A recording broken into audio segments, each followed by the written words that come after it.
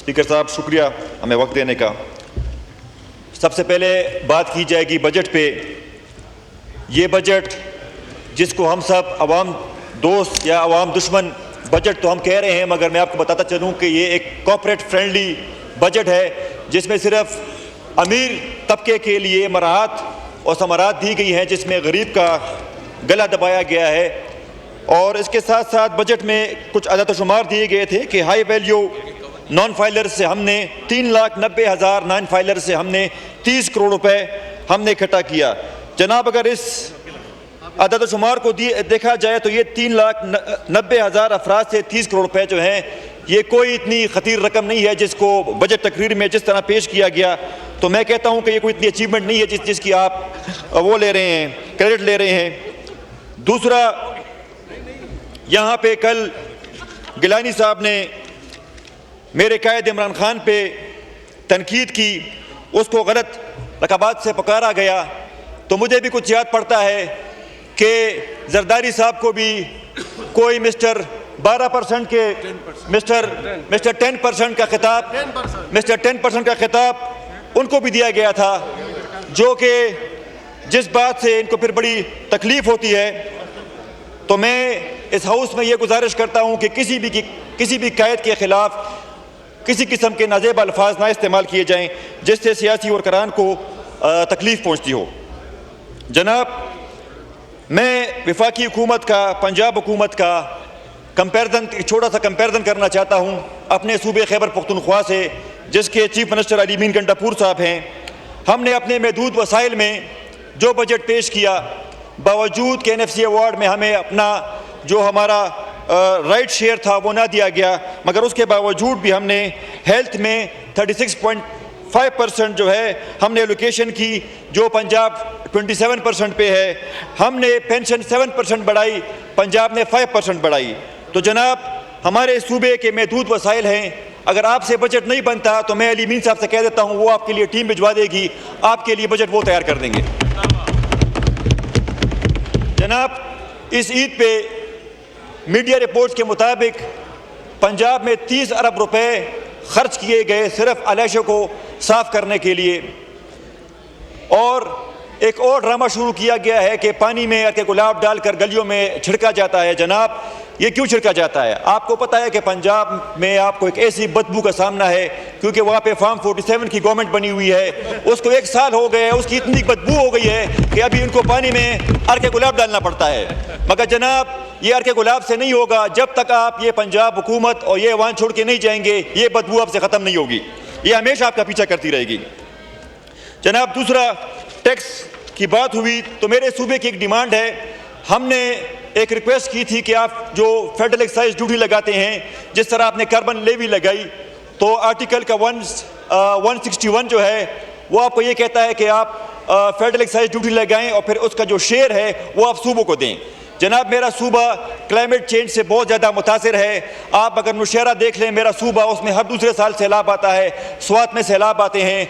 तो जब आप सूबों को खुद मुख्तार करना चाहते हैं तो फिर आप उसको टैक्स कलेक्शन में उनका हिस्सा भी दें। तो जो हमारी रिक्वेस्ट थी आर्टिकल 161 के तहत, आपने उसको ये कह के रद्द कर दिया कि इससे पेट्रोल महंगा होगा।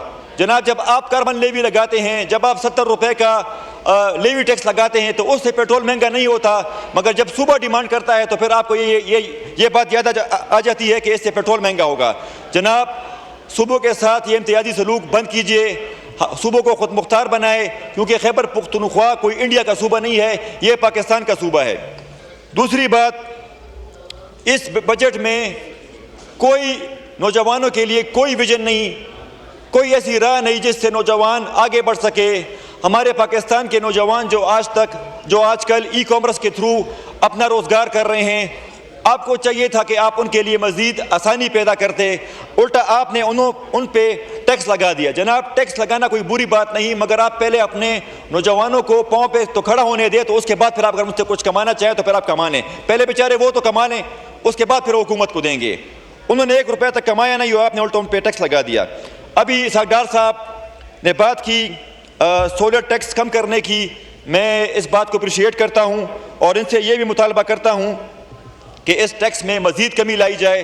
चूँकि जो बात अच्छी होगी हम उसको अच्छा बोलेंगे, बावजूद अगर ये फॉर्म 47 के हैं, मगर हम फिर भी ये हमारी तरबियत है कि जो बंदा कोई काम अच्छा करता है, वो बंदा जिस तरीके से भी आया है वो अलग बात है, मगर ये इस बात को हम अप्रिशिएट करते हैं और हम डिमांड करते हैं कि इस टैक्स में मजीद कमी की जाए। दूसरा, आपने ये पॉलिसी अपनाई हुई है कि एक घर में जो 2 मीटर हैं वो नहीं लग सकते। जनाब, मेरी मालूमात के मुताबिक जाती उम्र में 300 मीटर हैं, तो फिर हमें उसका भी जवाब दें कि उसका फिर आप क्या करेंगे, उसके साथ आप कौन सा इंसाफ करेंगे। जनाब, हम यहाँ पर आए हैं इमरान खान के वोट पे, और ये हमारी ड्यूटी है कि हमें जब भी मौका मिलता है हम अपने कायद के विजन के मुताबिक बात करते हैं। यहाँ पे एक अजीब सा परसेप्शन है कि हम जब भी उठते हैं तो हम अपने कायद की राय के लिए बात करते हैं। जनाब, ये हमारी आवाम की आवाज़ है। हमारे कायद ने हमें कभी ये नहीं बोला कि मुझे आप जेल से निकालें। वो ना हक कैद में है, उस पर आपने जाली FIR बनाए हैं जो वक्त के साथ साबित हो जाएंगे, क्योंकि तारीख गवाह है वो इश्क व मुश्क कभी नहीं छुपते। तो ये झूठ का जो पलंदा, जो झूठ के जो केसेस आपने बनाए हुए हैं, इनका इंशाअल्लाह अन करीब खात्मा होगा और मेरे कायद इमरान खान सरखरू होकर निकलेंगे। दूसरी बात ये कि हम जब भी पाकिस्तान तहरीक इंसाफ इस मुल्क में कोई भी सियासी एक्टिविटीज़ करती है तो मुझे नहीं लगता कि यह तकलीफ़ किसको होती है। ये तकलीफ़ शायद पंजाब हुकूमत को होती हो, क्योंकि जब भी मेरे पार्टी के कायदीन, मेरे पार्टी के वर्कर्स पंजाब में निकलते हैं, स्पीकर साहब इस बात का ज़रूर नोटिस लीजिएगा, जब भी हम निकलते हैं हम पे बिला वजह FIR कटती हैं, हमारा सियासी गला दबाया जाता है, हमें दीवार से लगाने की कोशिश की जाती है। हम जब भी अपने कायद इमरान खान से अडयाला जेल जाते हैं, हमारे कायदीन जाते हैं तो रास्ते बंद कर दिए जाते हैं। जनाब, ये किस किस्म का पाकिस्तान है? हमारा कायद तो इंडिया में कैद नहीं है, वो तो इसी पाकिस्तान में कैद है। हम इसी पाकिस्तान के शहरी हैं। हम जब भी जाते हैं आप जगह जगह रास्ते बंद कर देते हैं। जब मेरे मुल्क पाकिस्तान पे सख्त वक्त आया तो उस दिन भी हमारे साथ ऐसा रवैया अपनाया गया, उसी दिन भी हम पे लाठी चार्ज की गई, हमारे गिरेवान पकड़े गए, हमारी भी बेतौकीरी की गई। उस दिन भी मैंने इस ऐवान में मुतालबा किया था कि मरीम नवाज से पूछा जाए कि आपकी पंजाब पुलिस ने यह हरकत क्यों की। उसका हमें खातिर खा कोई जवाब नहीं मिला। दूसरी जनाब बात मैं करूँगा बिजली के हवाले से। जब से खैबर पुख्तनख्वा में पाकिस्तान तहरीक इंसाफ की हुकूमत बनी है, जब से हुकूमत बनी है, इस मुल्क से बिजली गायब हो गई है। इस मुल्क में एक ऐसा कानून मुसल्लत कर दिया गया है कि भाई जहाँ से बिलिंग नहीं होगी तो वहाँ पे हम बिजली नहीं देंगे। जनाब, ये इसका कोई हल नहीं है। इसके लिए आपको कोई ठोस इक़दाम करने चाहिए या इसको प्राइवेटाइज़ करें। 30 साल हो गए हैं हम इसको सुन रहे हैं कि ये प्राइवेटाइज़ होगा, प्राइवेटाइज़ होगा। ना आप वापडा में नई भर्ती कर रहे हैं, ना आप उसको प्राइवेटाइज़ कर रहे हैं, ना आप उन लोगों को बिजली दे पा रहे हैं जो लोग बिल दे रहे हैं। मैं उस बंदे की बात नहीं कर रहा जो बिल नहीं देता, मैं उसका जिम्मेवार नहीं हूँ, मगर जो लोग बिल दे रहे हैं उसका क्या कसूर है कि आप उसको भी बिजली नहीं दे रहे। जनाब, मेरे खैबर पुख्तनख्वा में ऑफिशियल जो है वो 12 घंटे लोड शेडिंग होती है, मगर वो 12 घंटे नहीं होती, वो 18 घंटे 19 घंटे। जनाब, इस सख्त गर्मी में कोई भी इंसान बगैर बिजली के ज़िंदा नहीं रह सकता। हम बहुत तकलीफ़ में है, मेरी आवाम बहुत तकलीफ़ में है। खैबर पुख्तनख्वा के साथ बहुत नाइंसाफ़ी हो रही है। जनाब, इस बिजली का नोटिस लिया जाए। इसके लिए अगर आपको किसी किस्म की भी ताउन की ज़रूरत हो सूबे से, उसकी यकीन दहानी हम कराएंगे, मगर खुदाया इस मसले का हल लेकर आएँ और हमारी इस वबा से जान छुड़ाए, इस लोड शेडिंग से। क्योंकि मेरी आवाम पिछले 2 साल से इतनी सफ़र हो गई है कि हम जब भी अपने हल को जाते हैं तो हमसे वो लोग बिजली की डिमांड करते हैं। हम बोल बोल के थक गए हैं, हम इस ऐवान में ये मुतालबा रख रख के थक गए हैं, मगर ना कभी किसी वफाकी सेक्रेटरी ने, ना कभी आपके जो बिजली के वजीर साहब हैं, ना कभी उसने हमसे इस बारे में कोई बात की, ना हमें कोई ब्रीफिंग दी, ना हमें वो मुतमईन कर सकें। ठीक है, तो जनाब इस बारे में ज़रूर नोटिस लें। और हमारी ये जो हम आप पे बातें करते हैं तो इसको सिर्फ तकरीर ना समझा जाए।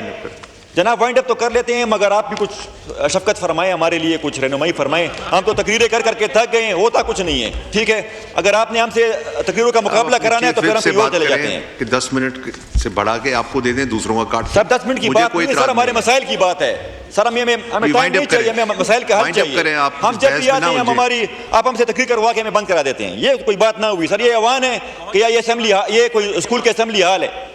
तो जनाब, जितनी भी मेरी बात मैंने यहाँ पे बातें की, मैंने मुतालबात पेश किए सर आपके साथ। शुक्रिया, शुक्रिया।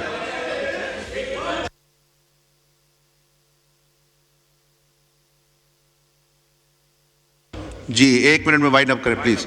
तो सर आपके सामने जो गुज़ारिशात पेश की गई तो इसके बारे में हमें कोई लाएमल दिया जाए, हमारी सुनवाई हो। और बहुत शुक्रिया जो इस खाली अवान में हमें बोलने का मौका दिया। पाकिस्तान जिंदाबाद, इमरान खान जिंदाबाद। शुक्रिया शुक्रिया।